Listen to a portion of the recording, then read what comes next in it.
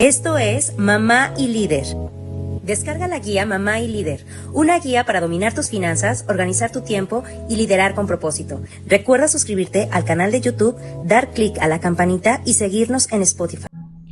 Hola, bienvenida a Mamá y Líder, el espacio donde reconocemos la fuerza de las mujeres que lideran con amor, resiliencia y propósito.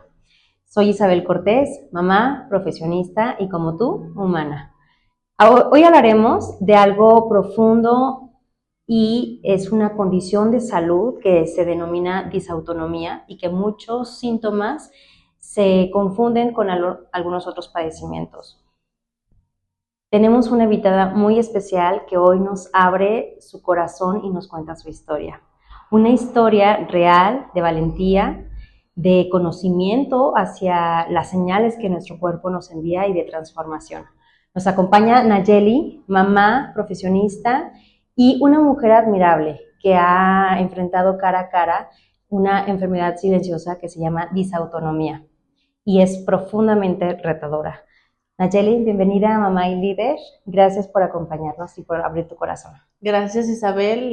Me da mucho gusto estar aquí y hablar de este tema que es complicado. Como platicábamos ahorita, hay mucha gente que no sabe lo que es la disautonomía, pero habemos muchos disautónomos y están saliendo más ahora sí que con el caso de estarte platicando qué es la disautonomía, te identificas con algunos síntomas y ya como que le das una orientación a las personas para saber hacia dónde ir.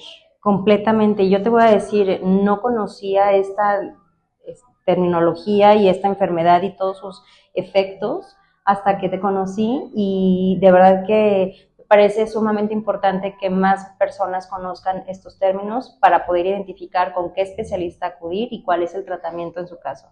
Entonces, pues vamos iniciando. Para quienes no han escuchado hablar de qué es la disautonomía, cuéntanos qué es.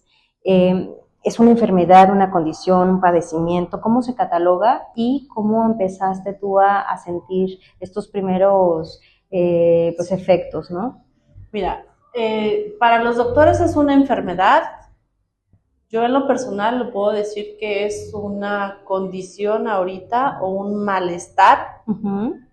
Lo que yo tengo se llama disautonomía neurocardiogénica, que el cerebro no conecta con el corazón y cada uno hace lo que se le pega a su gana.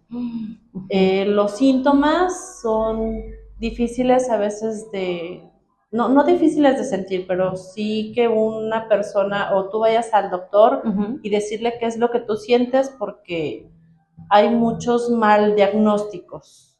Me imagino. En el peregrinar te contaba, cuando yo empiezo con la disautonomía haciendo memoria, empecé desde la secundaria. En la secundaria tuve un desmayo. Sí. Y pues era el pretexto, ¿no?, de los médicos. Es que estás en crecimiento y es por tu periodo que tuviste el desmayo. Imagínate. Después tuve otro padecimiento más grande. Fui a un cardiólogo porque empecé a sentir mareos, desmayos también, y me decía el cardiólogo, tienes una enfermedad en el corazón que son las arterias volteadas. Okay. Me dieron medicamento, el cardiólogo por mucho tiempo lo estuve tomando porque me dijo que era de por vida. Sí. Y eran medicamentos que ya cuando te metes a estudiarlos pues te hacen más daño hepático que hacerte bien. Y son medicamentos que te dicen que no los puedes dejar, entonces vas bajando las dosis. Cuando empiezas a leer y a estudiar y dices, no tengo esto, digo, está mal, ¿no?, que te automediques o te quites el medicamento tú solo. O las dosis, Ajá. Después, en el 2017, fui a una boda. Me levanto a cerrar las persianas del cuarto, porque era cuando se hacía el cambio de horario. Me levanto a cerrar la persiana, no recuerdo nada hasta que un golpe me despertó en el suelo. Wow. Me levanto, estaba el papá de mis hijos, el que era mi marido en ese entonces. Oye el trancazo en el buró y me dice, ay, te caíste en la cama, no te pasa nada. Esas son muchas de las cosas que la gente nos etiquetan. Sí. No tienes nada. El minimizar, ¿no? Sí, minimizas muchas veces los síntomas y tú te crees el no tienes nada. Ay, no te pasa nada, nada más te caíste de la cama. Cuando yo medio empiezo a recobrar el conocimiento, me siento y empiezo a tocarme la cabeza, no traía visión, empecé a ver blanco y empiezo a tocarme la cabeza y dije, ya me abrí. Así lo dejé, ¿no? Fue un desmayo nada más. Después, igual, al levantarme, me vuelvo a desmayar y ya no se me hizo tan normal tanto desmayo. Los síntomas que yo empecé a tener fue mareos. O sea, si tú te agachas y te levantas, para nosotros los disautónomos es un desmayo seguro. Wow. Porque la presión, lo que hace la disautonomía, te sube la presión y así como te la sube, te la baja. Se dispara en un segundo. Sí. Entonces, al hacerte un holter, que son de los estudios que te hacen, al hacerte un holter, mi presión en un día la puedo traer 120, 140, 90, 60, 60, 40, o sea, la presión está sí, demasiado, al sube y baja. Los síntomas son mareos, intolerancia al calor, intolerancia al frío, tienes náuseas, se te suelta mucho el estómago o te estreñes demasiado, te engentas mucho. Ahorita un síntoma que acabo de tener apenas en estos días, se me nubla la vista y ya pues, ¿qué hago? Me quedo sentada esperando a que pueda recobrar otra vez la visión media borrosa y ni con lentes puedes alcanzar a ver muy bien. Wow. ¿Y son episodios que son esporádicos o son recurrentes? No sé, por ejemplo, en una semana puedes tener episodios en una semana o es esporádico. ¿Sabes qué siento? Que es más emocional. Okay. El calor es uno de los factores que nos hacen mucho daño a los disautónomos. De hecho, ¿cómo se llaman? Ese es uno de los síntomas también, se te va toda la memoria. Uno de los consejos que te da el doctor es que te mantengas hidratado. Tenemos que tomar 3 líquidos de suero, Electrolit, Gatorade, agua. Aumentar el consumo de la sal, de preferencia sal de grano. Cuando nos sentimos mal, la manera para revivirnos, digámoslo así, es ponernos granitos de sal debajo de la lengua y con eso ya nos sentimos mejor. Y siempre estar fresco. Claro, el calor es una de las cosas que más te hacen daño como disautónomo. Y lo emocional. Cuando te pasan muchas cosas, pues ya sabes, ¿no? La vida de mamá. Que los problemas con los hijos, que las cosas de las escuelas, que los miles de gastos que se te vienen. Cuando traes más problemas emocionales es cuando te viene un episodio de disautonomía, que puede ser lo más grave, digamos, un desmayo, un síncope, que el doctor te dice que de eso no te mueres, pero de un mal golpe, de un desmayo. Imagínate, claro. Sí. Te abres la cabeza y bueno, y si vas manejando, o sea, porque puedes estar en alguna actividad que te desconecta, como el ir manejando, ¿no? O sea, ¿te ha pasado alguna situación de riesgo? Cuando me empezaron a detectar la disautonomía en el 2017, me prohibieron manejar, nadar, cocinar, o sea, no podía hacer nada, porque decía, si estás cocinando puedes estar cortando algo y te cortas un dedo. Porque los desmayos o los síncopes que a mí me dan no me avisan, nada más me desconectan y me puedo desmayar. Entonces ya no puedes cocinar, no puedes nadar, porque si estás nadando, pues te vas a hacer nadadora de fondo y ahí te quedas. Wow. Manejar tampoco, porque si puedes ir manejando pones tu vida en riesgo y la de alguien más. Entonces, sí tienes que estar bien diagnosticada para saber qué es la disautonomía y saber cómo manejarla, porque sí necesitas tomar medicamento y sí es un medicamento de por vida. Wow. Estaba investigando y me compartiste unos contenidos digitales muy interesantes en donde señalaban que el promedio para emitir un diagnóstico a nivel mundial más o menos ronda en 6 años y aquí en México se llegan a tardar a veces hasta 10 años. Platícanos cómo fue tu proceso de este diagnóstico, cómo fue ese viacrucis, qué médicos especialistas intervienen en el proceso, cómo se llaman las pruebas que te realizan, los medicamentos. Cuéntanos un poco más sobre esta enfermedad ya en términos médicos, digamos. Sí, como tienes muchos síntomas, tú vas al doctor y le dices, tengo esto, ta. Uh-huh. Al principio me diagnosticaron, te digo, eso del corazón, las arterias al revés. Ok. Fue un diagnóstico erróneo, pero porque no existía la palabra disautonomía. Entonces, en ese periodo, Uh-huh. el cardiólogo es quien me medicó. Ok. Después, cuando tuve los desmayos que ya fueron más frecuentes, Uh-huh. tuve que ir a un cardiólogo. El cardiólogo que es un cardiólogo especialista en disautonomía, Ok. que sí los hay, digo, ahorita ya están más actualizados y ya existe Sí. un cardiólogo especialista en disautonomía. Te hacen un examen que se llama mesa inclinada. Ok. Entonces te acuestan en una como camilla, te amarran pecho, cintura y piernas. Ok. Te canalizan, te hacen firmar un papel que no se hacen responsables de lo que te pueda pasar. Como te sube y te baja la presión, puede que en ese rato quedes en la camilla. Wow. Entonces, te canalizan, te amarran, te ponen un montón de cosas aquí en el pecho Uh-huh.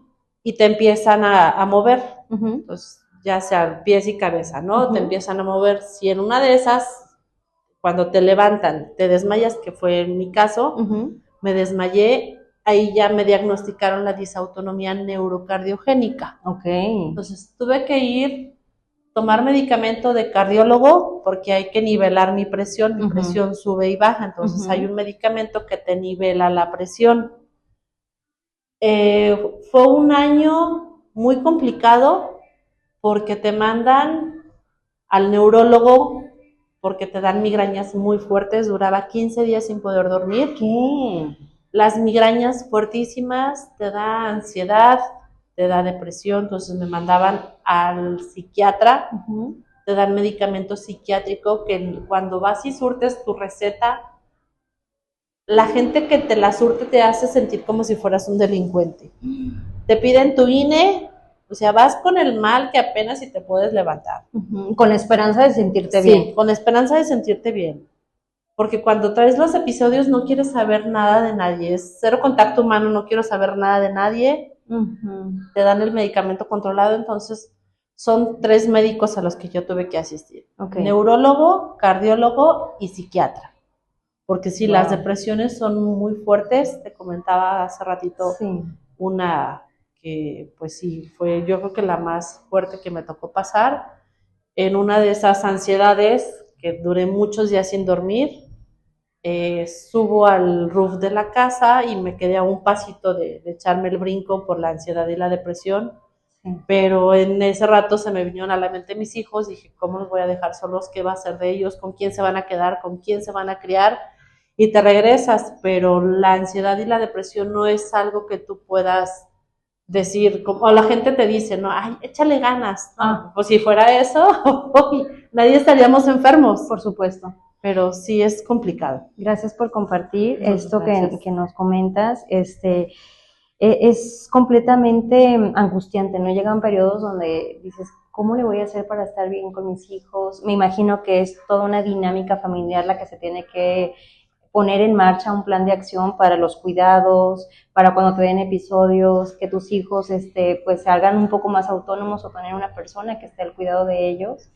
¿Cómo fue en el caso de ustedes el que tus hijos te acompañaran en este proceso? Porque también ellos aprenden el cómo acompañarte e incluso darte el tratamiento, ¿no? Sé si en casos de que necesites apoyo. Sí, es muy importante tener siempre a alguien de confianza a un lado de ti. Uh-huh. Mis hijos estaban muy chiquitos cuando me diagnosticaron eso, uh-huh. pero sí tuve que enseñarlos a cocinar, uh-huh. porque como los medicamentos que me daban me trajeron, digamos, drogada o dormida todo un año, no les ponía la atención, entonces tuve que enseñarlos a cocinar para que no se murieran de hambre.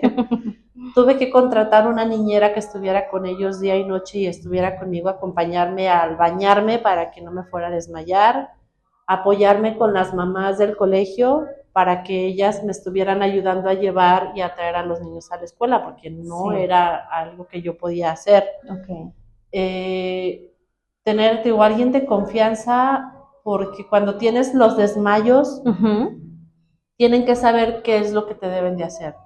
Cuando te da un episodio, un síncope, lo primero que tiene que hacer la gente es acostarte, levantar las piernas, Ok. ponerte sal debajo de la lengua, digo, para que eso te ayude Sí, y estar un poco ventilada, como Sí. cualquier desmayo. sí. Pero mis hijos sí sabían que si tenía un desmayo, lo primero que tenían que hacer era correr a la caseta con los vigilantes, Ajá. hablarle a una ambulancia y hablarle a los tíos o a los abuelos para que llegaran a auxiliarlos. Pero para esto ellos ya tenían que tenerme acostada con las piernas levantadas para, digamos, los primeros auxilios Así es. para poder despertar, porque sí te da un lapso del síncope que puede tardar un rato en que vuelvas en sí. Ok. Y una vez también me dio un ataque de ansiedad. Ujú. Pues te empiezas a torcer y mis hijos estaban chiquitos. Imagínate la impresión de un niño de 7 y 10 años ver que tu mamá está desmayada y está toda torcida. Ay, sí, qué fuerte. La muchacha que me ayudaba estaba conmigo. Ujú. Y esa vez pues tuvimos que correr al hospital, ya sabes, ¿no? La bomba de medicamento para la ansiedad. Ujú.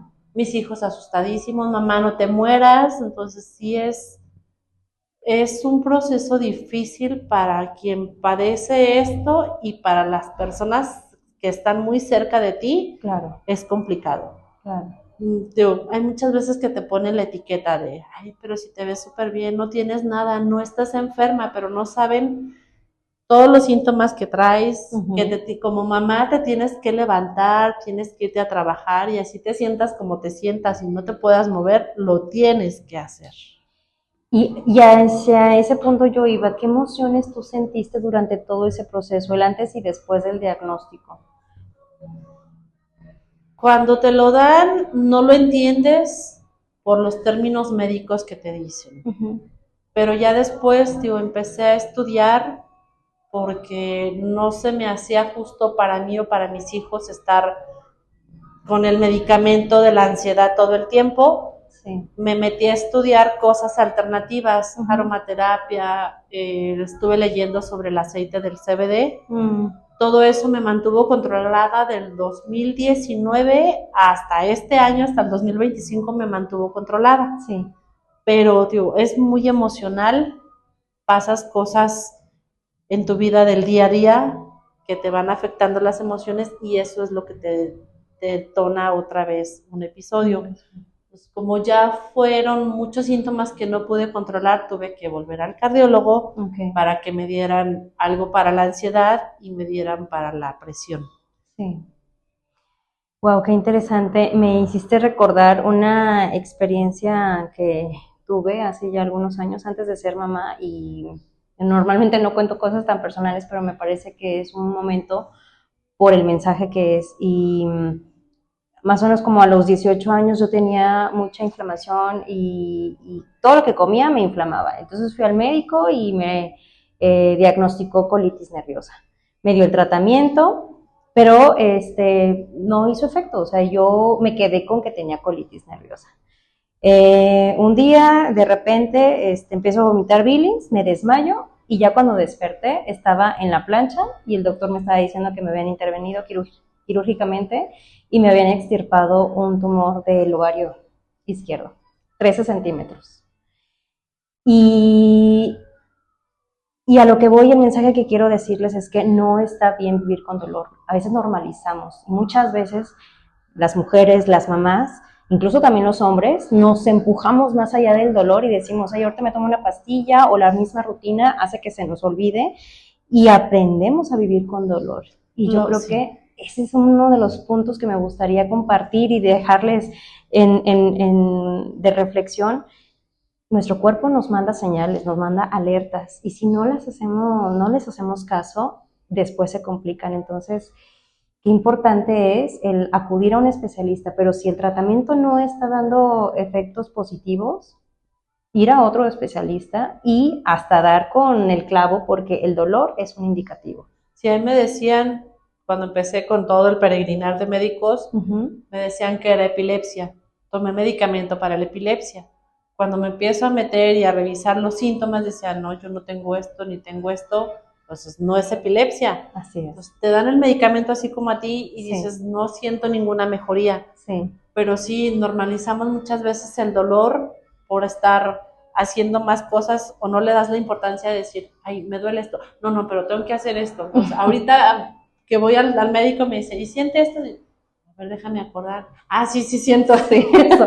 Porque ya lo haces tan normal y lo haces parte de tu vida. Exacto. Que no le das la importancia al dolor, pero creo que sí es muy importante que empieces a tomar conciencia de ti, así es, a cuidar de ti, porque si tú no cuidas de ti, nadie va a cuidar. Totalmente. Totalmente. Y yo creo que aquí el tema de la salud no es negociable. O sea, si algo está mal, hay que atenderlo y hay que revisarlo. Y eso va para mujeres y hombres, porque también los hombres luego de repente, incluso cultural y socialmente, pues se les exige, ¿no? El que estén siempre proveyendo y con esta figura de fuerte. Y no dicen que se sienten mal hasta que llegan ya las consecuencias, a veces de manera con daños irreparables e irreversibles. Sí, muchas, como decían las abuelitas, ¿no? El cuerpo habla lo que la mente calla. Entonces, sí tienes que ponerle mucha atención a cualquier cosa extraña que sientas en tu cuerpo, no lo hagas chiquito, ni le des importancia al tener la casa limpia, porque esa es una de las cosas que nunca se van a acabar.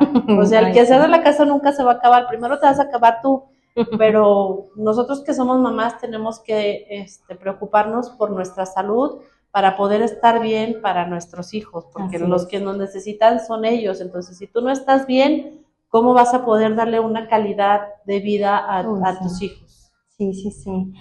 Oye, ahora que comentabas esta parte pues de tu diagnóstico, también por ahí estaba revisando que la disautonomía afecta principalmente a mujeres, por razones genéticas, incluso suele desarrollarse en la etapa de la adolescencia por los cambios hormonales, emocionales.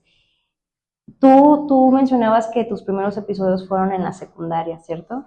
Sí, fueron en la secundaria, fue un desmayo y el doctor de ese entonces, que era el médico general, decía, es por el periodo que tienes los desmayos. Okay. Pero así seas un adolescente, no tienes por qué desmayarte, o aunque si te desmayas, bueno, pues es ir y correr al médico para ver por qué fue el desmayo. Puede ser que sea porque estés anémica o por cualquier otra cosa, pero no hay que minimizar nada. En la salud no hay que minimizar nada, aunque sabes que los médicos eso sí está mal.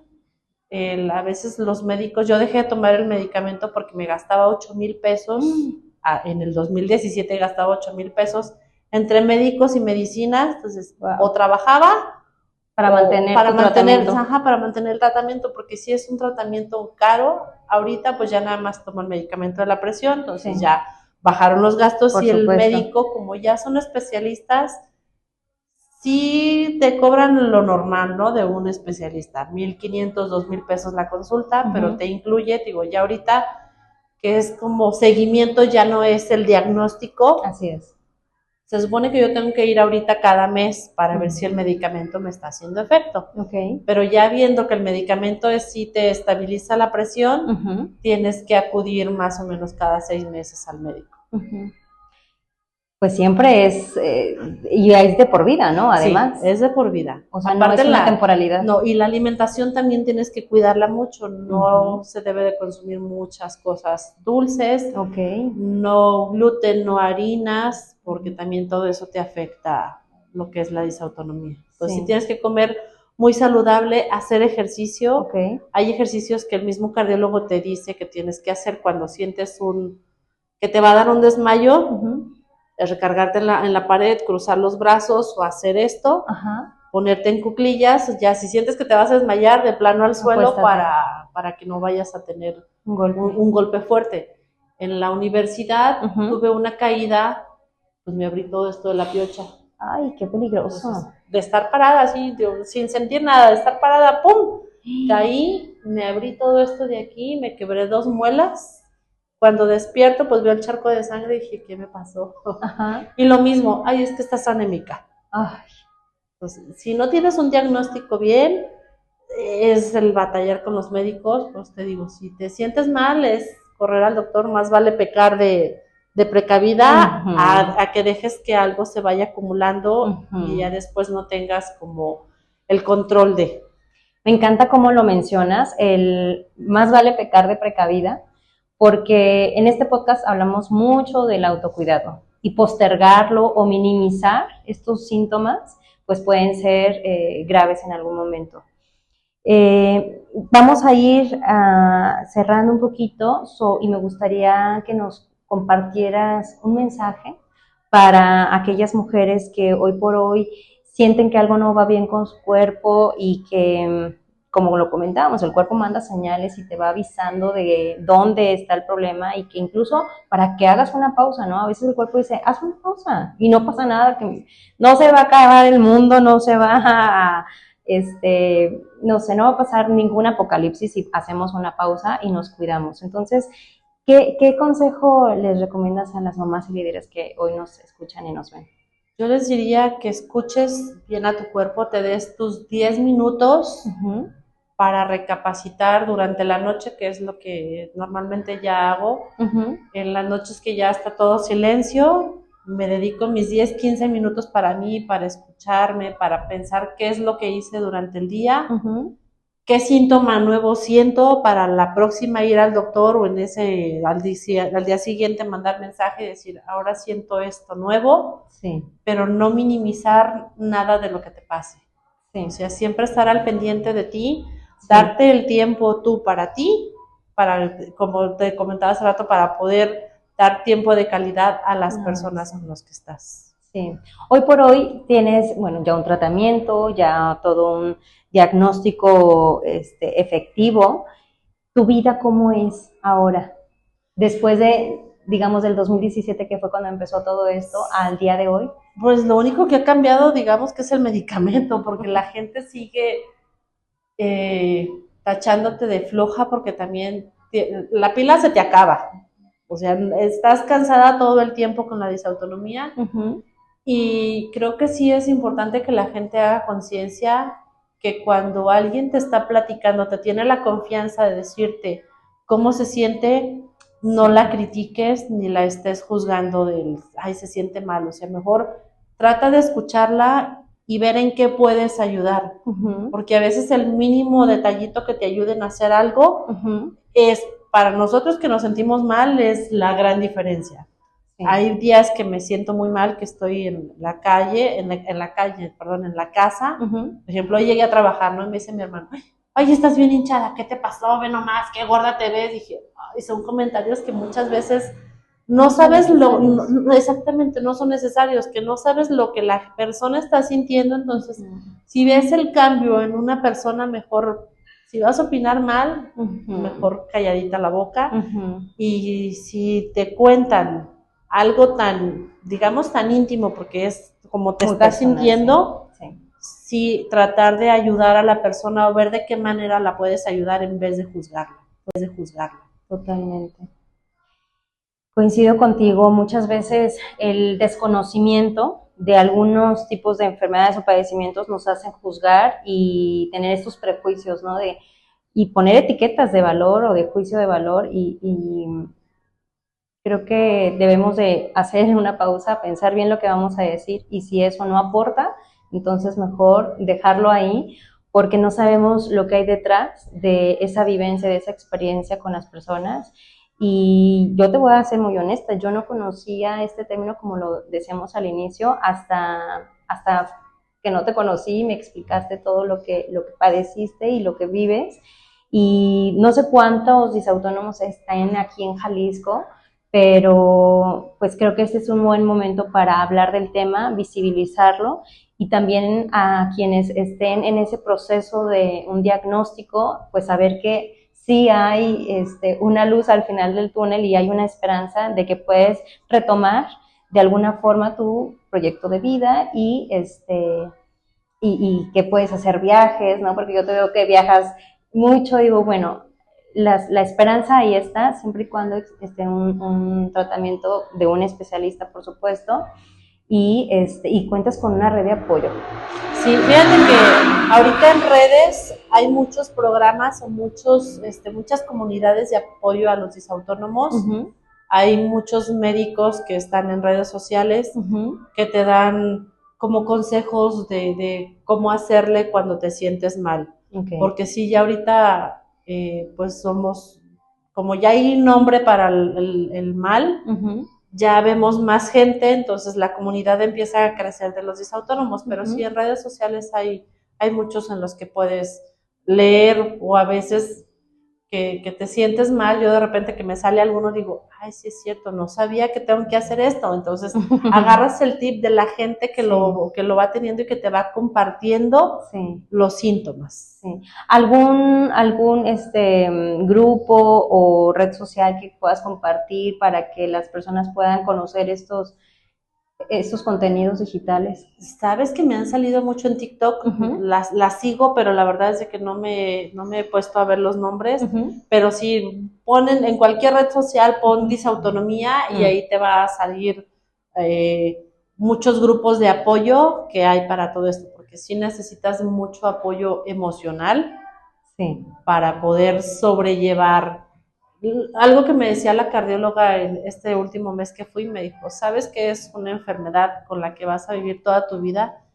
Que no, es algo que no se quita y tienes que aprender a vivir con ella. Y sí, tal cual, tienes que aprender a vivir de ella y saber conocer tu cuerpo para saber cuando algo no anda tan bien o cuando vas a tener un desmayo, poder, si vas manejando, poder orillarte y no provocar un accidente. Salvaguardarte. O si estás parado, no caer mal. Claro. Pero sí, es algo con lo que se va a vivir toda la vida, pero tienes que saber cómo llevarlo. Nayeli, compártenos algunos consejos para quien está viviendo esta etapa. No reprimas los sentimientos que tienes, porque a veces por no hacer sentir mal a alguien, a la persona que esté contigo, a tus personas cercanas, no quieres hacerlo sentir mal, no calles los síntomas que tienes, siempre expresa, porque yo en mi experiencia puedo decir que es algo emocional. Entonces, si callas lo que tú sientes, lo vas guardando. Y como una vez me lo explicaba la psiquiatra, decía, es como una olla de presión. Tú le vas guardando, y ¿qué va a pasar? Que va a llegar el momento en que la olla va a explotar. Entonces, si estás en este camino de la disautonomía o estás en proceso de que te la diagnostiquen, no calles tus emociones. Y si tienes a alguien cerca, platícaselo. Y si ves que esa persona te juzga de loco o demás, no es la indicada para que le platiques eso, pero siempre va a haber alguien que te respalde y te apoye para poder llevar todo este caminar de la disautonomía. Así es. Muchas gracias por compartirlo. Gracias. Esperemos que toda esta información que hoy nos compartes sea informativa, pero también preventiva, ¿no? Y que como mamás, pues nuestras hijas pueden padecerlo o nuestros hijos y saber qué camino tomar y que pues no estamos solas. Al final de cuentas ya hay un equipo médico y rutas y diagnósticos que están ahí al alcance de nosotros y yo creo que siempre la mayor recomendación que podemos hacer es acude a un especialista, atiende y acércate para un mejor diagnóstico. Y el dolor, insisto, no es una señal de que nuestro cuerpo está gritando, que volteemos a verlo, a escucharlo, para tomar las medidas necesarias y atendernos. Y, como bien decías, no te automediques, no te calles lo que sientes y sobre todo no te abandones. Pues escuchar a nuestro cuerpo también es una forma de liderazgo y aquí que estamos tan abocadas en transformar el liderazgo femenino, pues es parte de las recomendaciones que hoy les hacemos. Hoy más que nunca necesitamos mamás saludables y líderes presentes, empoderadas, pero desde el amor y la responsabilidad. Gracias por acompañarnos en este episodio. Si este material le puede servir a alguna de las personas que tú conoces, alguna mamá y líder, incluso hombres, compártelo para que pueda salvar vidas. Esa es nuestra misión, porque juntas sanamos, crecemos y lideramos. Nos vemos en la próxima. Muchas gracias, Nayeli. Gracias. Gracias. Esto fue Mamá y Líder. Síguenos en Instagram, Facebook y TikTok como Mamá y Líder.